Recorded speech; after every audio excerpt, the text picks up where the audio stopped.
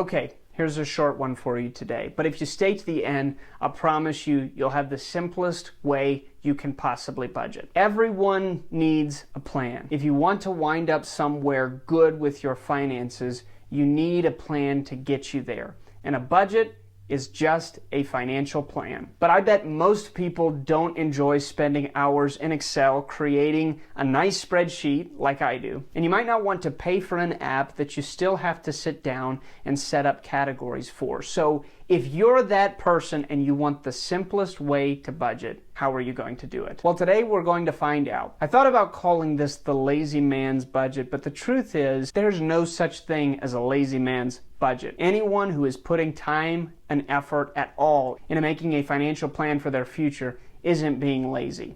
This is just simple. So in this plan, you have at least 3 bank accounts. With online banking, there are more tools available to us now than there ever have been. And this method of budgeting tries to leverage those tools. So here are the 3 accounts that you're going to have. Number 1 is going to be your main checking account.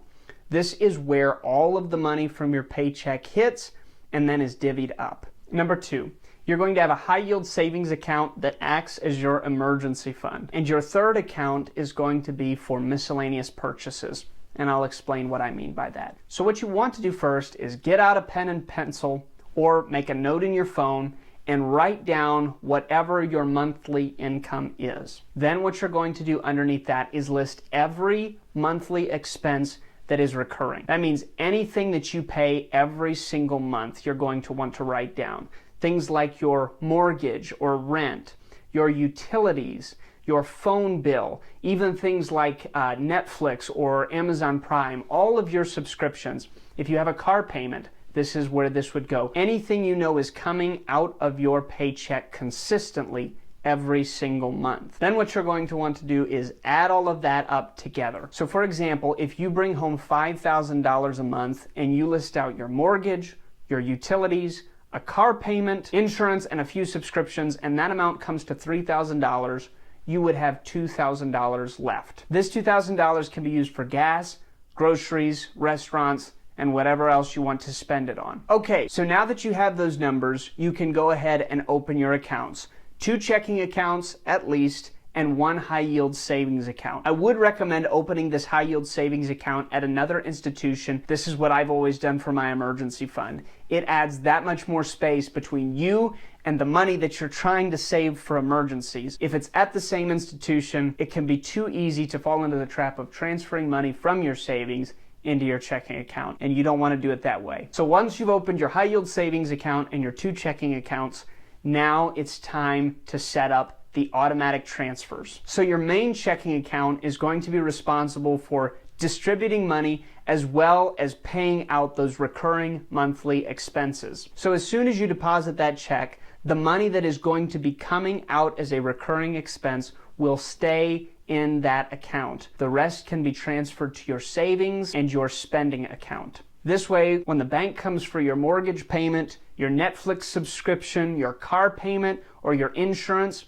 it's already sitting in the main account and can be auto-drafted out. Then you can have an automatic transfer into the second checking account that you're going to be using for gas, groceries, and restaurants. This is really the only account that you'll have to keep a close eye on. You probably have an idea of how much you spend on gas and groceries a month, and I think for most people, they could probably keep up with this account mentally. Now that might seem scary, having all 3 of those categories lumped into the same bank account.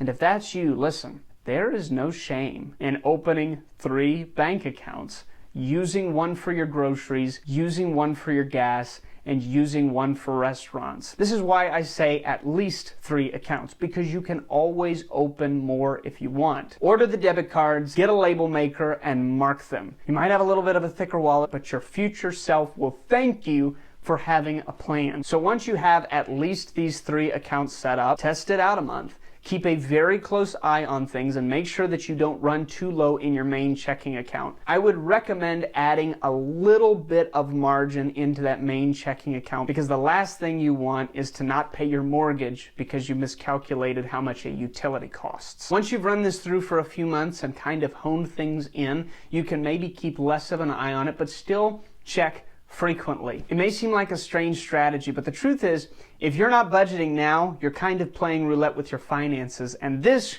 while being unique, certainly is still a plan. So I hope you enjoyed the video today. If you like content like this, check out the channel, look at some of our past videos. We're going to keep doing this every Tuesday until I get tired of it or you get tired of it. We'll see you next week.